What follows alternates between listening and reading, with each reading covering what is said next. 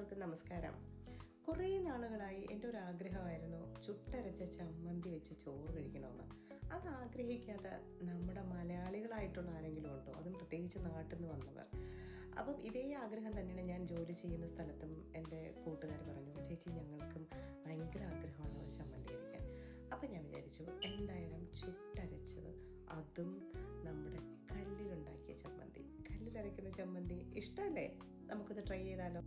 അപ്പോൾ അതിന് വേണ്ട ചേരുവകൾ: തേങ്ങ, ജീരകം, ഉള്ളി, പുളി, മുളക്, കറിവേപ്പില.